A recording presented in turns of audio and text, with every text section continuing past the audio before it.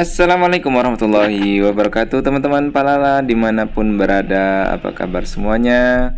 Mudah-mudahan masih tetap semangat dan selalu dalam keadaan sehat walafiat, serta selalu dalam lindungan Allah Subhanahu wa ta'ala.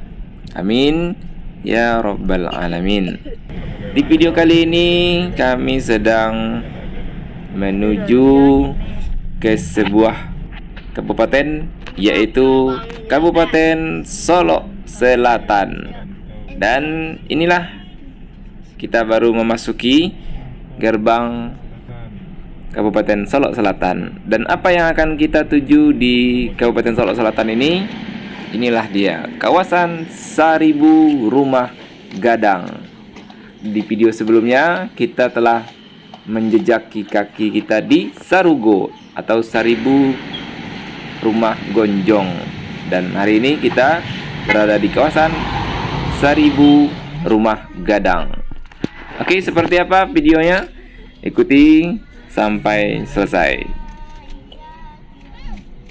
Kawasan Seribu Rumah Gadang ini berlokasi di Nagari Koto Baru, Kabupaten Solok Selatan, Provinsi Sumatera Barat. Jaraknya kurang lebih 150 km dari Kota Padang atau ibu kota Provinsi Sumatera Barat, dengan lama perjalanan kurang lebih 4 jam dari Kota Padang ke Solok Selatan ini. Dan kawasan ini merupakan wujud dari perkampungan masyarakat Minangkabau masa lampau, dengan ratusan rumah adat Minangkabau atau rumah gadang berjejer di sepanjang jalan perkampungan ini. Sebagian besar rumah gadang kondisinya masih terawat dengan baik. Kemudian lokasinya sangat artistik. Kawasan ini pernah dijadikan lokasi syuting beberapa film layar lebar, seperti film Di Bawah Lindungan Ka'bah pada tahun 2011 dulu.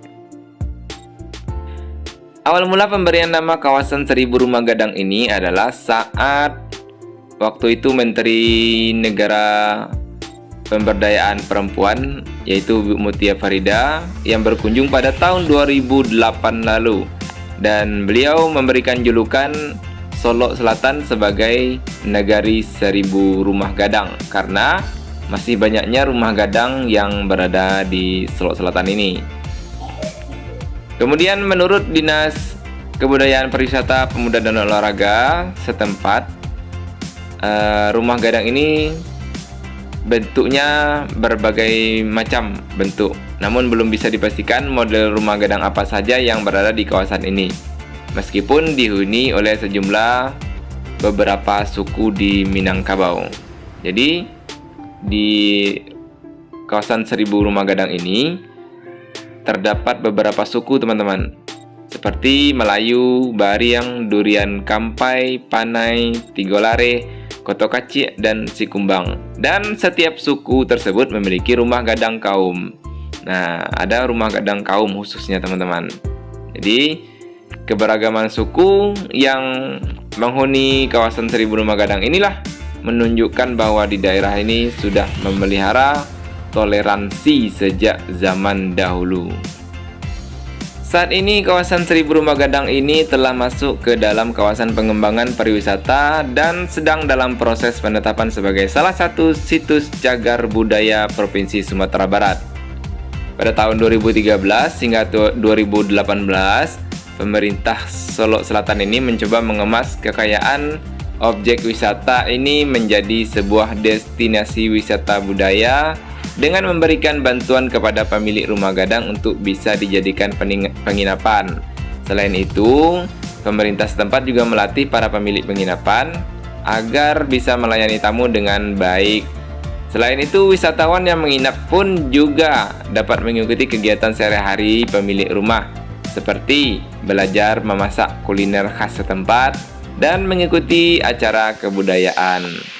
Kemudian pada tahun 2017 lalu, kawasan Seribu Rumah Gadang ini dinobatkan sebagai kampung adat terpopuler dalam Anugerah Pesona Indonesia atau API tahun 2017.